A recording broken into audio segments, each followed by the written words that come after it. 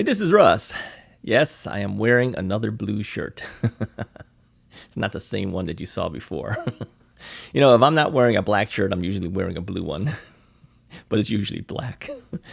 Anyways, today is Tuesday, although you are seeing this on Saturday. And this is the reason why, is because I usually do a video a day or two before I actually publish it. But because we have the new schedule of Tuesdays and Saturdays being our e-bike, fishing, and other thing days, it's going to be seen on Saturday. All right. Anyways, today was the first day I had a chance to go back out on the bike trail after falling from the last time. Okay. Now, I will admit that I was a little nervous going out there because I kept thinking, am I going to fall again? But if you don't get back up on that horse, like they say, yeah, you got to get back on it. So here's a couple of things that I've noticed since going back out on the trail here. All right. I noticed that my bike seat is actually adjusted, I think, properly as far as height is concerned. Okay. I get decent extension while I pedal and the like, and it's actually done right. But that's not where it needs to be. All right. My problem is getting on and off the bike. Now, we mentioned before that they have a step-through version of this RadRover, but I bought the regular version, which is they call that the high-step version. All right. And that top bar means that you're going to have to swing your leg over. Now, I think that probably was a mistake to go that route because I don't have the strength in the legs yet. Standing on one leg while swinging the other one over is kind of tough. And because the seat is higher, because I want that leg extension, the only way to get onto the bike is to lean the bike to one side while holding it, of course, with two hands, and then with one leg on the ground, swing the other leg over. Okay. Now, if you don't have a whole lot of leg strength going on, even though the flexibility might be there, it's kind of hard to do because when you lean that bike over, remember this thing is, they claim it to be 69 pounds, but because I have other things on there, I've got 2 racks and I've got a bag of really heavy tools and supplies in there. I would not doubt my bike is closer to 80 pounds at this point. So think about 80 pounds leaning to one side, okay? That's kind of heavy. And then you're trying to balance on one leg while flipping the other leg over. Now, getting on the bike, I don't seem to have a whole lot of problems getting on it. Getting off the bike is another story, okay? Now, if I had things on my rack, on the back rack, that sticks up, I would have to clear that in addition to clearing the seat. So, I think the best thing should have been probably to buy the what do you call it? Step through. The step through version, because then you don't have to swing your leg over, you just step over the bike. Okay. Maybe that would have been easier too, if I was getting ready to fall. Okay. Because I could jump off the bike, not worry about hitting the top bar with areas of your body you don't want to hit. and then be able to just be safely on the ground. Okay. And then you don't have to deal with swinging your legs over and things. So I would still recommend to anyone looking at these bikes, okay, if you're of my age or more, okay, or if you've had a knee replacement or a hip replacement, get the step-through version. Yeah, I think the other way is a lot harder to do. Now, eventually, I think my leg strength will eventually come back in time, and my balance will be better and all that stuff. So it's probably going to be okay for me. But at this stage, that step through probably would have been easier. Yeah. So anyways, I still like my bike.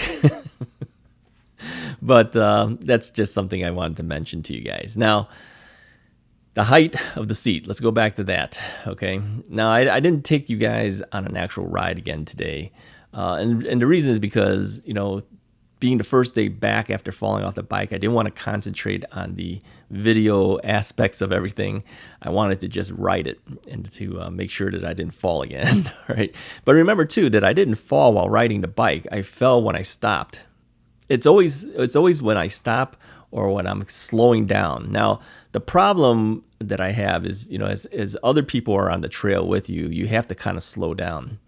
And, some of them are walking, some of them are running, some of them are on their bikes, but they're always slower than me. So I have to slow down and kind of get up to behind them, and then I hit the bell, and then I go around them, okay? The problem is when you're slowing down, the forward momentum isn't there. So that means you got to really balance your bike, and you're kind of wobbling back and forth while you're trying to keep that balance because these people aren't moving fast enough for you.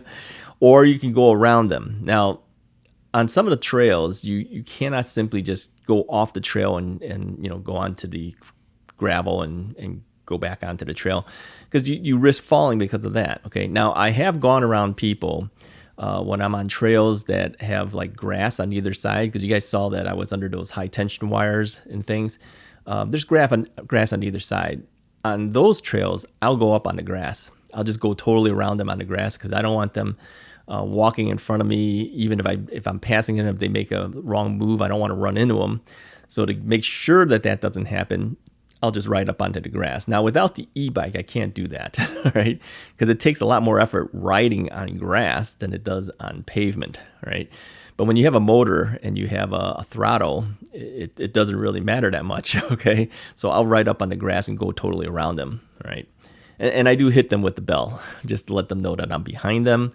I give them ample notice, and then I make my move. And sometimes I'll say on your left, but usually you don't have to say that. When they hear the bell, and you can see them making some type of effort to kind of get closer to the right-hand side, you know that they know you're behind them, okay? So you're safe, okay? I do use my mirror a lot too, because I want to make sure that there's nobody behind me when I make my move. Because if you move into the left lane and somebody behind you is trying to move because they think you're too slow, then that's an accident waiting to happen, all right? Now, here's an interesting thing for those who have mentioned that they were interested in e-bikes, but may have had some hesitation. Now, I know that one of our viewers, John, has mentioned that he's a little nervous about, what would happen if you got a flat while you're out riding. Well, I saw a guy with a flat, okay? Now, he didn't have an e-bike. He had a regular road bike, which is your typical 10-speed. We used to call them 10 speeds, right? Okay, you know what I'm talking about. He had one of those thin tire bikes, and he's sitting down there, and he's changing his tire. Yeah, he's changing the inner tube on his tire. So as I rode past him, I just said, "Are you okay?" And he says, "Yeah, I'm fine." So I just kept riding by. Okay, so I went my way, kept going, and then, of course, I turned around and came back, and he's still sitting down there fixing that tire. So he had his stuff. I don't know if he was patching it or what. I think he was trying to patch the tire, which is what I would end up doing too. But I also bought some slime. Okay.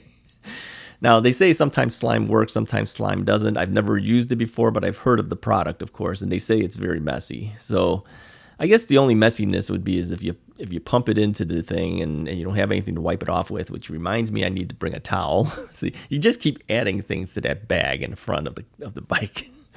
They say it can get kind of messy. So I don't think he was doing that. I think he was actually trying to patch the actual inner tube. And that's probably why it's taking him so long. He had the tire levers out and everything, and he seemed to know what he was doing. He had the tire off. I'm not sure. I think it was his front tire. I'm not positive. I was riding past him a little bit too fast, so I couldn't tell. But yeah, there was a guy out there taking care of that. So he picked up something, and he was on the area where I've gone before, where there's high tension wires. So that I would say that area is pretty clean. It's not like being out in the forest preserve or anything. So I don't know what he would have picked up that would have done that to his tire, but yeah, he was fixing it. So it kind of shows you that you do have to be prepared for stuff like that. That's what's adding additional weight to the bike. Okay. So these are fears that we have, if we're riding a bike. I mean, you don't want to have to do it, but you better know how to do it in case something happens, because otherwise, how would you get home? I mean, you can't push that thing if you're miles away from home, right? You've got to be able to fix the tire. So that is something to consider. Now, they do have a product called the Tannis Armor, which is like a tire liner. You can put something like that on there, and that's probably smarter to do that, but it's $100 and something more. And at this point, I've already spent so much money, I'm not gonna I'm not going to do it. I'm going to have to wait until down the road or until the tires blow out or something. But eventually you probably will pick up some type of flat. It's just a matter of time, right? Anyways, I just wanted to give you guys that update, and yeah, no riding videos, but at least we can talk a little bit about it. So yeah, I'm going back out. I went out on Wednesday. You guys are seeing, I'm sorry, on Tuesday, and you guys are seeing this on Saturday. I don't know what the weather is for the next couple of more days, but today was a good day, and I don't know what the temperature was. It was in 70s. So I had one of the sweater things that I usually wear underneath the sweatshirt, and even then I started feeling kind of hot, but I didn't know where to dump it. I don't know if you can tie it to your waist or something like that. That would be stupid. So I just kind of suffered through it. It was warmer than I liked. But I also thought about too that if if I fell, that is a layer of protection. Your arms are at least protected. But coming summertime, what am I going to do? I'm going to have to be in regular shorts and regular, short sleeve shirts and stuff like that. So yeah, the protection's not there. Oh, and also one more thing. There's also always one more thing. My turning is not the greatest. So whenever I have to make a turn, especially sharp, quick turns, that's where I feel a little more nervous. And the paths aren't really that wide, and the path that I go down, as you saw before, they have like little bridges you got to go over, and then entrance points to these paths. They always have this big pole right in the middle so that cars can't go through it. But that also means your path has now narrowed down to half, and you got to navigate going through that. So I'm always a little nervous about that. I did notice, though, as I was passing intersections this time, and these are intersections that, regular cars on regular streets are going like 25, 30 miles an hour. Many of the cars will stop when they see you approaching, and then they will wave you on. So that is really, I think, the best thing to do, because they know that there's a path there and bikes go through it. So I appreciate that, and of course I wave thank you to them. But others just keep going, so you got to be careful. So you tend to have to slow down, and anytime I got to slow down, I get a little nervous, because that's when you start wobbling a little bit. Going forward is not an issue. If I went 20 miles an hour, no problem, okay? It's doing the 5 mile an hour type things, as you're slowing down because of people in your way or because you're crossing an intersection, that becomes a problem. Anyways, if you liked the video, hit the like button, hit the subscribe button, and I will talk to you guys on Tuesday about bike adventures. Talk to you guys next time.